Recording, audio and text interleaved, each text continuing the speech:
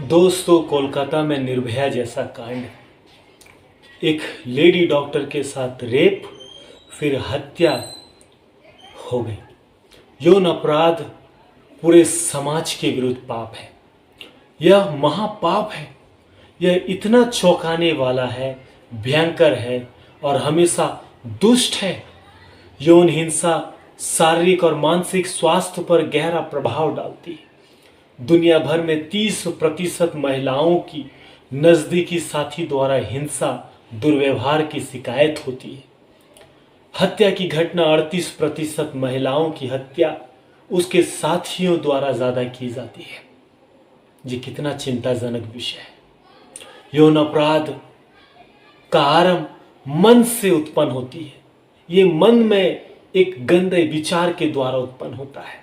जो मन में स्त्री के प्रति गंदा विचार, कुदृष्टि डालता है, मन से उसके बारे गंदा सोचता है, जिसे हम कहते हैं बुरी नजर डालना। प्रभु यीशु मसीह ने कहा यौन अपराध मनुष्य के मन से उत्पन्न होता है। बाइबल में प्रभु यीशु मसीह मत्ती 15:19 में कहता है, क्योंकि कुचिंता, हत्या, परस्त्रीगमन, व्यभिचार, चोरी, झूठी गवाही और निंदा मन ही से निकलती है। जो मन में भरा है वही क्रिया में परिवर्तन होता है। बाइबल कहती है याकूब 1:14-15 में, परंतु प्रत्येक व्यक्ति अपनी ही अभिलाषा में खींचकर और फंसकर परीक्षा में पड़ता है। फिर अभिलाषा गर्भवती होकर पाप को जनती है और जब पाप बढ़ जाता है तो मृत्यु को उत्पन्न करती है। यह सब आरंभ होता है गंदा मन से। बाइबल कहती है उत्पत्ति की पुस्तक 6:5 में, और परमेश्वर ने देखा कि मनुष्यों की बुराई पृथ्वी पर बढ़ गई है और उनके मन के विचार में जो कुछ भी उत्पन्न होता है वो निरंतर बुरा ही होता है। मन का विचार, पवित्र शास्त्र उन लोगों पर परमेश्वर की न्याय की घोषणा करता है जो अनैतिक और व्यभिचारी। इब्रानी की पुस्तक 13:4 कहता है, विवाह सब बात में आदर की बात समझी जाए और विवाह बिछोना निष्कलंक रहे, क्योंकि परमेश्वर व्यभिचारियों का और परस्त्रीगामियों का न्याय करेगा। एक दिन ईश्वर इनका न्याय करेगा और इन लोगों को नरक में डाल देगा। दोस्तों, लोग भले नजरअंदाज कर दें, लोग भले इसे भूल जाएं, लेकिन ईश्वर इसे कदापि नहीं भूलेगा। ईश्वर इस जघन्य अपराध का दंड उन्हें अवश्य देगा और इतना बड़ा दंड देगा जो नरक का दंड है, नरक की पीड़ा है, नरक की यातना है।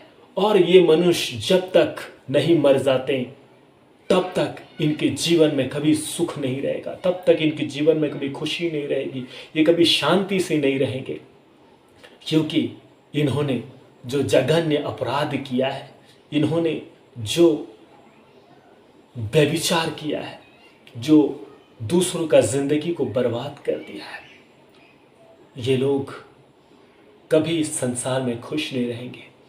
दूसरों का घर उजाड़ने वाले, दूसरों के माँ, बेटी, बहन के साथ अत्याचार करने वाले कभी इस संसार में खुश नहीं रहेंगे और इन्हें न्याय और दंड और इन्हें नरक का दंड इन्हें दिया जाएगा। आज कितना सारा जघन्य अपराध होता है, लोग देखते हैं, आंख बंद कर लेते हैं और चले जाते हैं, लेकिन ईश्वर आंख मूंदता नहीं है। ईश्वर आंख मूंदता नहीं है। वो हर एक जघन्य अपराध का न्याय करता है और पापी को दंड देता है।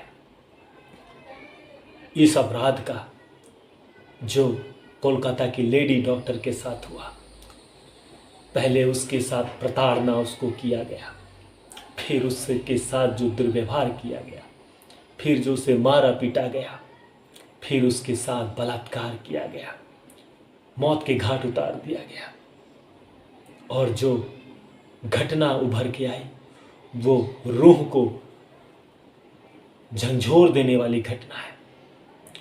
मेरे दोस्तों, मेरे बहनों, मेरे माताओं, हमें हर एक उन लोगों से सावधान रहने की ज़रूरत है जो हमारे आसपास है। हमें हमेशा लोगों की बातों को सुन के समझना है, उनके बॉडी लैंग्वेज को समझना है कि वो किस प्रवृत्ति का है, वो किस मंशा का है, उसका बैकग्राउंड क्या है, और हमें जागरूक रहने की ज़रूरत है। आज जो घटना घटित हुई है उसे भरा नहीं जा सकता, उन माता पिता के जीवन को संतुष्ट नहीं किया जा सकता। आज जो उन माता पिता के दिल में जो गुजर रहा है उसे कोई संतुष्टि नहीं दे सकता। जिस स्थिति से उन्होंने अपनी बेटी को खोया, जिस परिस्थिति में उन्होंने अपनी बेटी को पाया, कल्पना कीजिए यदि हम और आप उस स्थिति में होते तो हम अपने आप को किस स्थिति में पाते। आज ऐसा अपराध हमारे समाज में, हमारे देश में जो फैल रहा है, बढ़ रहा है। निर्भया कांड के बाद दोषियों को फांसी दिया गया। ये सोचा गया कि इस अब दंड के द्वारा लोग ऐसे जघन्य अपराध को नहीं करेंगे, लेकिन उसके बाद हुआ क्या? एक के बाद एक, एक के बाद एक, एक के बाद एक। आज लोगों का बुराई, लोगों का पाप इतना बढ़ गया है कि उनके अंदर में जरा सी भी ईश्वर के प्रति डर नहीं है, ईश्वर के प्रति भय नहीं है। अगर लोगों के दिल में ईश्वर के प्रति डर रहेगा, लोग अगर ईश्वर का डर अपने जीवन में देखेंगे, ईश्वर से डरेंगे कि ईश्वर है, तो वे इस जघन्य अपराध को करने से 100 बार सोचेंगे। मेरे दोस्तों, आज देखा जाए ऐसे अपराधी प्रवृत्ति के लोगों के जीवन में ईश्वर का डर नहीं है।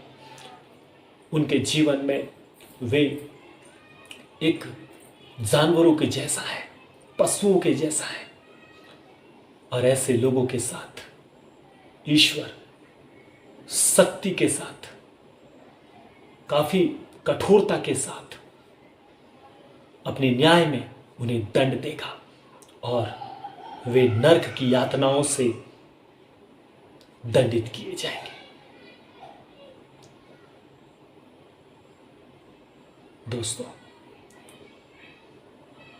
आज लोगों के दिल में ईश्वर के प्रति कोई डर और भय नहीं दिखाई देता है। आज लोग सच्चे ईश्वर को नहीं जान रहे। आज लोग जब सच्चे ईश्वर को जानेंगे, पहचानेंगे, तो लोगों के अंदर में ईश्वर के प्रति जब डर आएगा, भय आएगा कि ईश्वर मुझे देख रहा है, ईश्वर जो मनुष्य से, मानव जाति से इतना प्रेम करता है, और मानव एक मानव से जो इतना जघन्य अपराध कर रहा है, ये चिंताजनक विषय। प्रभु यीशु मसीह इस दुनिया में आया हमें बचाने के लिए, हमें पाप के दुष्प्रभाव से बाहर निकालने के लिए। आज ये हमें सोचने की आवश्यकता है।